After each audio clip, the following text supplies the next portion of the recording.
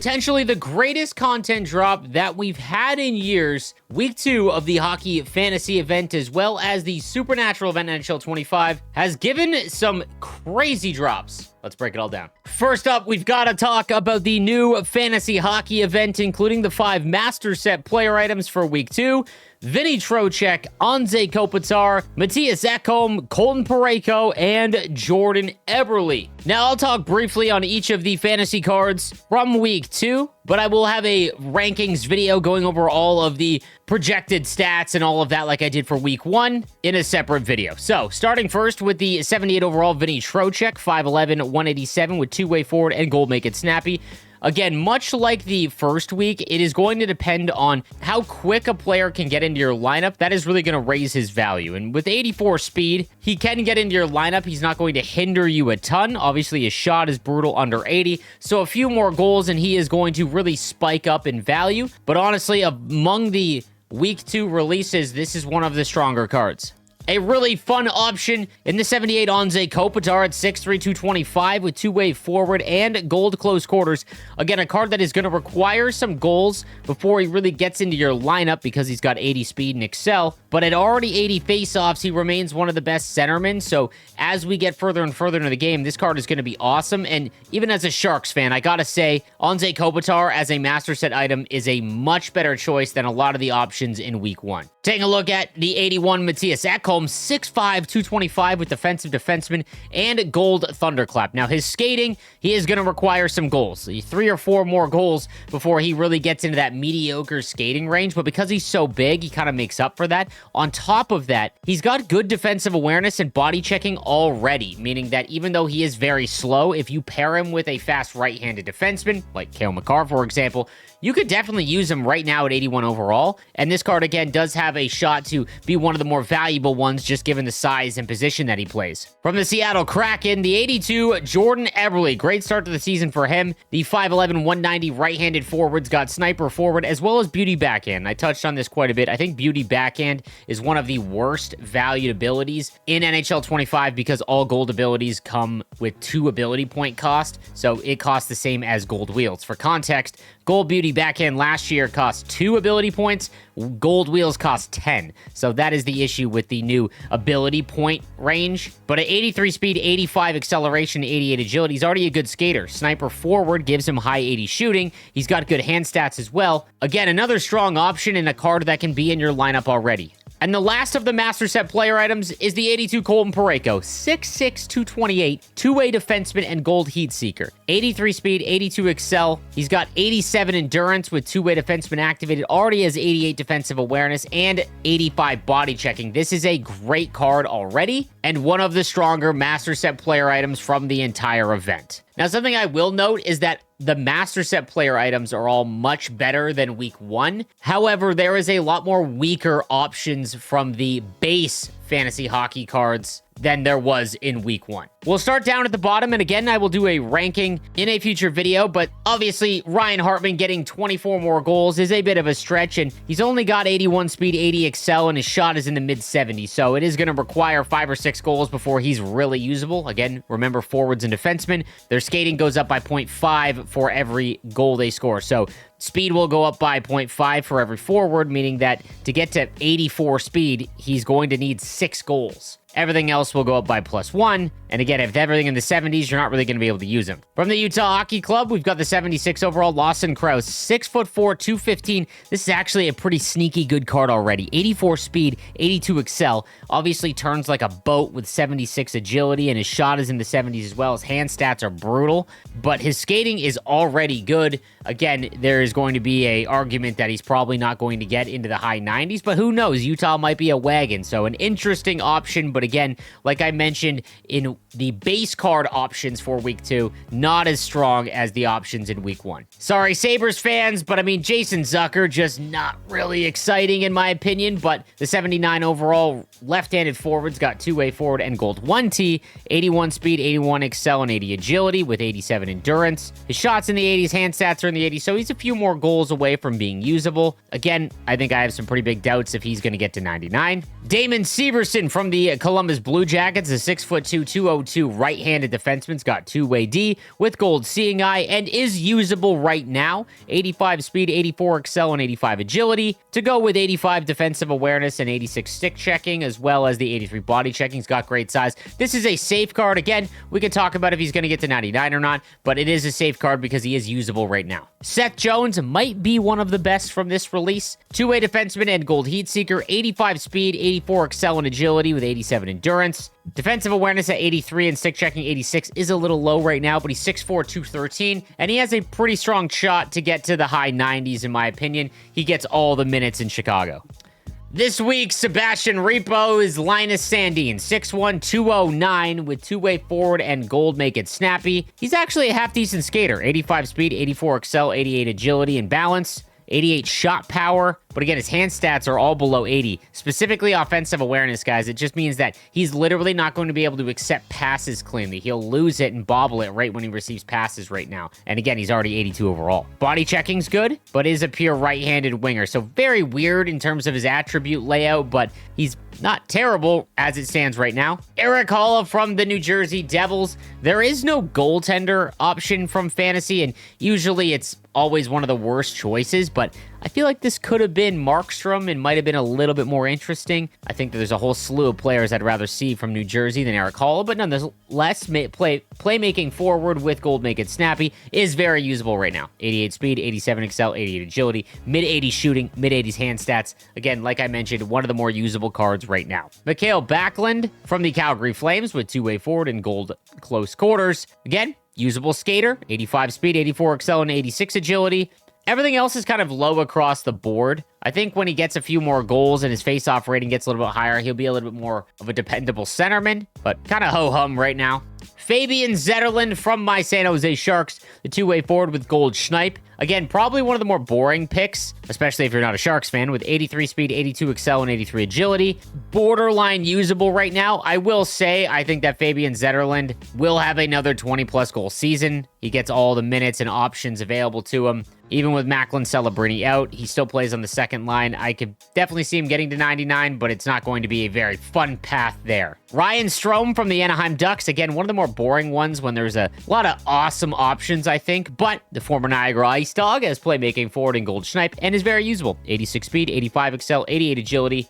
Gonna need a few more goals before his face-off rating gets into the 80s, but again, quite usable. Safe is what I would kind of describe him as. JT Compher from the Detroit Red Wings with two-way forward and gold make it snappy. Again, usable skater, 84 speed, 83 excel, and 84 agility. Low 80s shooting, low 80s hand stats. Again, mediocre right now, but won't kill you if he's in your lineup. And then lastly, we've got the 82 Anthony Cirelli, who's really popped off to start the year. Gold close quarters and two-way forward. 86 speed, 84 excel, 85 agility, low 80s shooting and hand stats. So while his skating is half decent, he is going to need a few more goals before the rest of his attributes become kind of impactful. Now, to make these cards, it is going to work exactly like Week 1. You will have 1 week to make any of the Master Set player items. They will cost 40 fantasy hockey collectibles, and you will also be able to make each of the individual fantasy items from whatever team you want as well for that same cost, which is great. Again, I think it's one of the best changes they made this year was that you can just straight up make any fantasy card you want instead of just doing the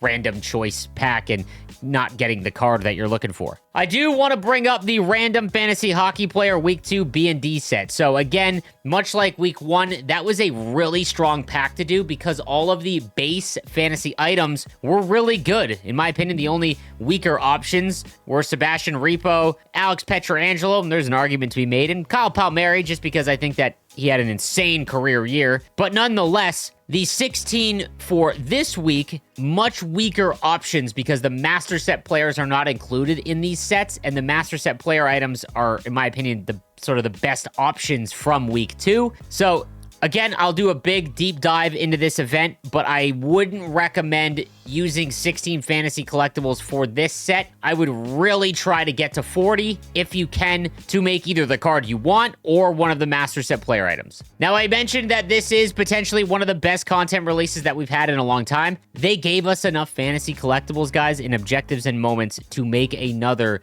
B&D set. They gave you another 16. So if you did one in week 1, you can go ahead and make another B&D set in week 2. you will only be able to do this set once. So if you saved all of your 16 fantasy hockey collectibles from week 1, I would definitely recommend taking the 32 that you have for free and trying to get the final 8 to make the card the specific one that you want. Now, again, you are going to need supernatural player items to get the fantasy hockey collectibles done. Again, you can do this by playing rivals, but you're more than likely going to have to jump into some squad battles. And the supernatural objectives for week 2, completing one set will give you another one in Adam Lowry, so you can add him to the Anthony Mantha you got last week so that you can help complete these objectives a little bit faster. And again, like I mentioned, the other collectibles that you can earn from the fantasy hockey event are located in the fantasy hockey moments, so you can go ahead and get the final 16 by completing all of the objectives, as well as the moments, with the final 3 located in the new wildcard path. And I gotta say, another really strong wildcard path. As you can see, you will earn another 3 fantasy hockey collectibles, but at the end, instead of an X Factor pack,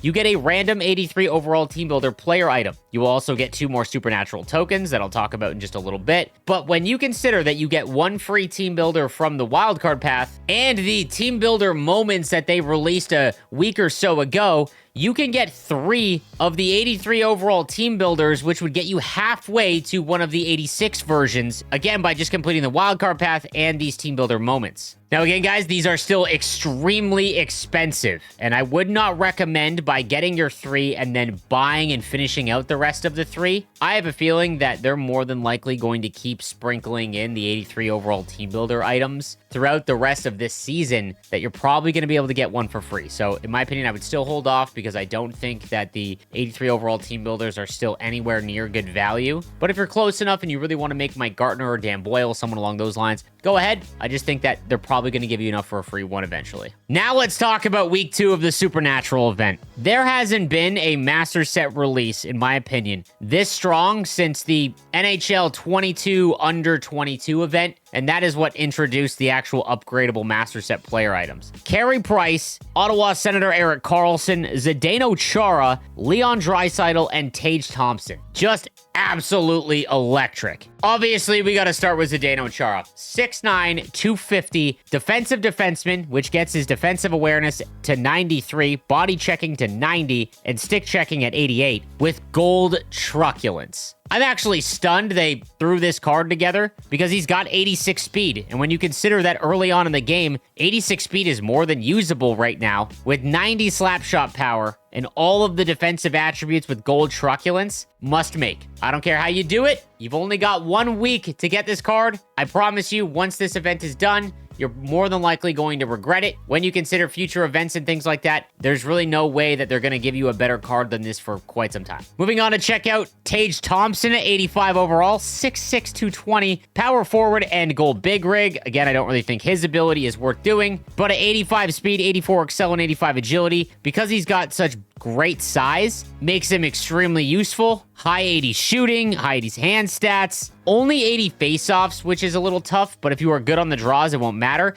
He's actually kind of sneaky, always better on the wing for some reason. So give it a try if you want to make him, but this is a weapon as well. Carey Price, when it comes to goaltenders, back in the day of NHL 22 and prior, Carey Price cards were always among the best goaltenders in the game, and I don't know why. Like, you know, it just felt different. Kind of like Connor McDavid. There's just something about Carey Price goaltender cards. Now, I don't think this is going to be the best card in the game. He's 6'3" and only has 84 speed, but Carey Price cards are always different. And regardless, I know there's a lot of Montreal Canadiens fans out there. This is a really fun selection, in my opinion. So not just the attributes and the abilities of these cards, it was the player selection I thought was really strong. We finally get an Erik Karlsson that is not a San Jose Shark. 6'1", 190 at 85 overall. He's got offensive defenseman and gold elite edges. He's a slightly slower version of Cale Makar's cover athlete card with an electric shot and awesome hand stats. It would be a hell of a combo to go with Cale Makar's cover athlete and this 85 overall Erik Karlsson,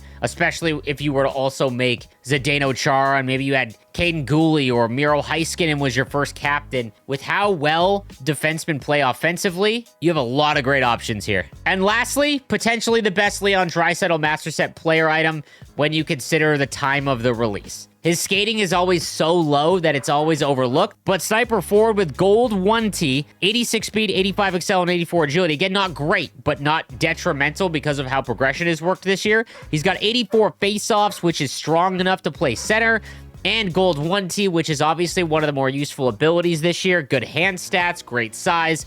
This is finally a very usable Leon Draisaitl card. Now, when it comes to the Master Set player items, you will have to make the 80 overall version and then upgrade the cards via Supernatural tokens. And you will need 15, just like week 1, to get them all the way up to 85 overall. Again, I will have a full ranking video of these 5 Master Set items because I feel like a lot of people are going to be interested in what cards to make. There is a ton of options available to you, and I'll talk you through which ones I would recommend based on your situation and other cards that you've got at certain positions. Now, one thing to note, guys, you will not be able to make the Master Set selections after the 7 days, just like it has been so far this season. But more importantly, you will not be able to make the tokens either, meaning you can't just make all of the Master Set items and then slowly make the tokens after the event is over. They're straight up just going to a event timeline where once the event's done, that's it, you missed out. So not my favorite choice of how to run the events, but it is something you need to pay attention to. One thing to note is you might want to consider using coins. Again, I'll do a deeper dive later, but to get all the way up to 85, it would cost you 375,000 coins, which is obviously a very expensive price to pay. However, remember, when you refund them,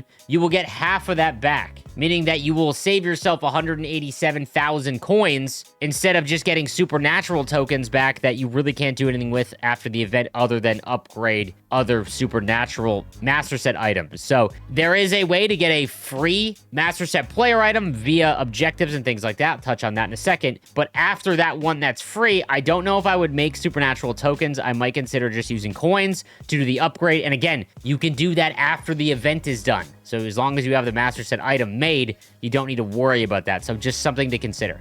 Taking a look at the other Supernatural cards from this release, we've got the 80 Tyler Myers, 6'8", 229. Good lord, you pair him with Zdeno Chara. 84 speed, 82 excel, and agility. Again, not great skating, but it's not terrible given the state of the progression of the game. His defensive awareness is brutal, though. Body checking is great, so kind of buyer beware here, but you could do a lot of damage with this card. Rito Berra gets a card, 6'4", 80 overall. Only 78 speed. I would only use this card for objectives. Brandon Montour is up next. 6 foot, 199 with two-way defenseman. 85 speed, 83 excel, and 84 agility. So not terrible. And has 86 endurance. Again, more of an objective card, but not awful. Jacob Chikrin, the left-handed defenseman, at 81 overall, has two-way defenseman. 84 speed, 83 excel, 83 defensive awareness. So we get another big defenseman for you. The Buffalo Sabres, Ukko-Pekka Luukkonen at 6'5", 84 speed. So kind of in that range that Sebastian Cossa and Jacob Malik. I know I talk about them a lot. Interesting to see how Ukko-Pekka Luukkonen plays. Owen Tippett at 82 gets sniper forward to get his shot into the high 80s, and great skating at 87 speed, excel, 84 agility,